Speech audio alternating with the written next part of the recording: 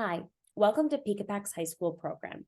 I'm Morgan, head of curriculum at Peekapak, and today I'm going to give you an overview of our curriculum, where you will see our scope and sequence, as well as lesson structure. Peekapak's high school program was designed to support educators and students as they develop social and emotional learning skills in grades 9 through 12. Our evidence-informed curriculum takes a strengths-based approach to teaching core social emotional skills like perspective taking and decision making. We do this through relevant and engaging stories and thought-provoking discussions. The goal, low prep for teachers and high impact for all students. Let's go ahead and start off in the library. When you click on the library here and go to the high school tab, you want to also make sure that you see the correct grade that you teach above in the drop down here. You will see all the units. To go over our units, we start off with an introductory unit. This unit is meant to invest both you and students into the why of social emotional learning. Why is it important? What are we going to learn? And to start to tease out some of the topics that we're going to learn in the core units. Then we have our 5 core units. We have self-awareness, where we look into who we are and how we see ourselves. Stress and regulation, how we manage stress. Decision-making skills, how to make the best choices for us. Belonging and peer influence, how we connect with others and fit in. And then empathy and conflict resolution. How do we see other perspectives and resolve differences? Every lesson we call a self-workshop. So anytime that you're doing Peekapak, you can call it a self-workshop with your students. The core 5 units follow the same 8-lesson structure. The intro unit is shorter, and it's meant to be done once per year, or you can revisit it if you never ever need to reintroduce students or reinvest students into the themes. If we hop back into our library, let's go ahead and dive into a unit. We'll go ahead and look at the second unit, stress and regulation. While this is our second unit, you can do this in any order. If you notice right off the bat that your students are stressed and you want to start with this unit, you can feel free to do so. Our units are modular and they're meant to be used based on your teacher needs. We also have designed the curriculum so that you can always add on more or take off some if it feels like too much. As you can see here, we have 8 lessons per unit. Each lesson is around 30 minutes. So if we have 5 core units, 8 lessons per unit, and about 30 minutes per lesson, you're looking at about once per week for 30 minutes if you'd like to do the curriculum for the whole school year. You can always add on more. We have a lot of opportunities to make the content even deeper and richer, or pull off and do a little bit less if you don't have as much time. For the second unit, stress and regulation, you see those essential questions above, and then you'll always see the unit overview. This goes through what is the unit, what is the latest research on why it's important, how does it align to CASEL competencies. We also take a strengths-based approach here and focus on positive youth development. So how do we connect to those skills? We have shared vocabulary, student learning objectives, a section on how to ensure that we're teaching with a cultural responsive lens, and then how we connect to the ELA standards. As I mentioned, the 8 lessons you'll see will always have the same flow in every unit. You start off with introduce, where you do a quick icebreaker activity and students take a short self-assessment. Lesson 2 is where students really get to learn about the content. They get to see research-based strategies. They get to understand why this is important. This is kind of the meat of the whole unit. Our middle lessons are where we bring out our stories and our storytelling comes to life. Students read stories from diverse perspectives as characters in these stories are dealing with the unit skills. The first story is meant to be as a model where the teacher reads it whole group and then students read it in small group or independently in the next lesson. What makes high school stories different is that you get to see 2 perspectives in a story. You read through one side of the story, and then you read that same story from a different character's perspective, which really helps us pull in our perspective taking and empathizing skills. Lesson 5 is where we empathize and we are able to write from another character's perspective. Lesson 6, students are able to write their own short story based on the unit skill. Lesson 7 They do thought-provoking discussion questions and work in small groups to really dive into the topic and understand how it connects to their lives. And lesson 8 is a project-based activity.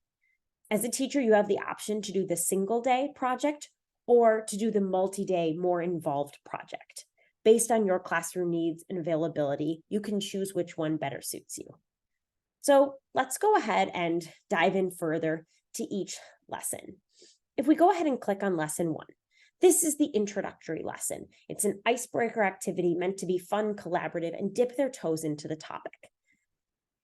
We always provide this lesson overview below. Short summary of the lesson flow, all materials that you will need, the student learning objectives, the research that supports the design of the lesson and how we used evidence-informed principles to create the lesson structure. Accommodations and modifications is how we provide differentiation for students based on their different needs. We have opportunities to provide more challenge and also to provide more support. The teacher support FAQ section is new. In this section, we go through questions that teachers have asked when they're not sure if they're comfortable teaching social emotional learning. So you're going to see questions pop up of how do I handle this situation, or what happens in my classroom if this goes on. We answer them with strategies and actionable takeaway bits so that you can feel equipped to teach your classroom this content. ELA standards is going to just highlight the ELA standards that this lesson connects to. So if we scroll down here, we see we have activity tab and assessment tab. In the activity tab, you can see the directions here, but you also have the option to just click on the self-workshop slides and read them out aloud to do the activity live. This is student facing, so students will be able to, you can present these and share the activity with the students here. The self-assessment is a strength-based short 12-item questionnaire. It is not a mental health screener, and there is also not an assessment where there's a right or wrong. It's almost like a personality quiz where students answer 12 short questions and then it spits out a strength, something they're really good at that's connected to the unit skill.